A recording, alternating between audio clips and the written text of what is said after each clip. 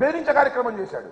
ఓటమి భయం వచ్చినప్పుడు చంద్రబాబు నాయుడు గారు ఇలాంటి వేషాలన్నీ వేయటం అనేది కొత్త ఏమీ కాదు అనే విషయాన్ని ప్రజలు తెలుసుకోవాలని మనం చేస్తున్నాం. చిత్రం ఏంటంటే శ్రీదేవితో వెళ్ళాడు.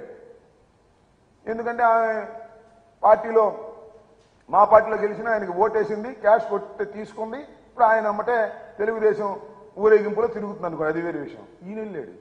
ఎవరైనా పవన్ కళ్యాణ్ పొత్తులు వాళ్ళందరూ రావాల్సిన అవసరం లేదు, ఎవరి పార్టీ వాళ్ళు వెళ్ళొచ్చు. కానీ ఈయన వెళ్ళిపోయాడు ఆయన అమ్మట.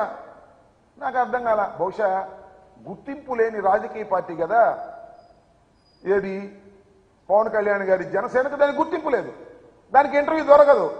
అందువల్ల చంద్రబాబు నాయుడు గారు చెంచగా వెళ్ళాడు. నేను అడుగుతా ఉన్నా, పవన్ కళ్యాణ్ గారు ఎందుకయ్యా మళ్ళీ నీ గ్లాసు గుర్తు ఆ సైకిల్తోనే పోటీ చేయలేదు, ఎందుకు వచ్చిన కూడా ఇదంతా విలీనం చేసాయి, కొట్టాయి దెబ్బ ఏమైంది? కొద్ది క్యాష్ కొద్దిగా ఎక్కువ అడుగు సరిపోద్ది, ఏముంది దానిలో, మేము విలీనం చేస్తామండి, సైకిల్ గుర్తు మీద మేము పోటీ చేస్తాం, కాస్త కొద్దిగా ఇంకొద్దిగా ప్యాకేజీ పెంచండి అని అడుగు.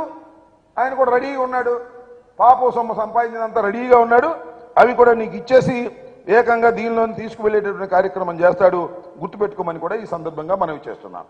చంద్రబాబు నాయుడు గారు చాలా దుర్మార్గమైన రాజకీయాలు చేయటంలో నిష్ణాతుడు. చెప్పిన మాట చెప్పుకోకుండా మోసం చేసే కార్యక్రమాలు చేస్తున్నాడు. విచ్చలవిడిగా దానికి తోడు తానా తందానా అనే పత్రికలు బయలుదేరాయి. అవి చూస్తే ఒకవేళ నిజంగా ఎప్పుడన్నా నేను కొన్ని పెద్దలు చదువుతుంటా పైన హెడ్డింగ్లు, ఎవరు చూడమాక నాకు చూస్తే ఎట్లా ఉంటుందంటే చంద్రబాబు నాయుడు వచ్చేసి అధికారంలో కూర్చున్నట్టే ఉంటుంది. ఆ ఈనాడు ఒకటి ఆంధ్రజ్యోతి ఒకటి రాస్తుంటే అయిపోయింది వైఎస్ఆర్ కాంగ్రెస్ పార్టీ పని, తెలుగుదేశం అధికారంలోకి వచ్చేసింది అనేటువంటి పిచ్చిరాతలు రాస్తున్నారు, అభూత కల్పనలు రాస్తున్నారు. జగన్మోహన్ రెడ్డి గారి మీద రాస్తున్నారు. జగన్మోహన్ రెడ్డి గారు అంటే జైలుకి వెళ్ళిపోతాడంట, ఎన్నో వాయిదాలు లెక్కేశారు, ఆ వాయిదాలకు హాజరు కాలేదంట అని రాస్తారు.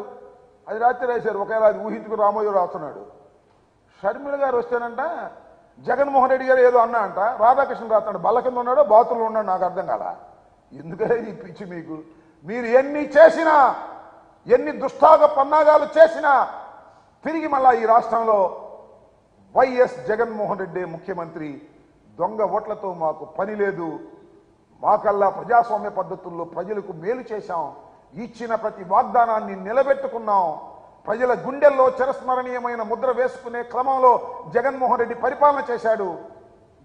ఈ నెల నుంచి 3,000 రూపాయల పెన్షన్ ఇస్తున్నాం, ఇచ్చిన మాట నిలబెట్టుకున్నాం.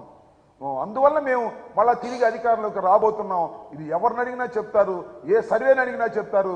ఇవాళ మీరు ఎలక్షన్ కమిషన్ వచ్చింది కదా అని చెప్పేసి పుత్రుడు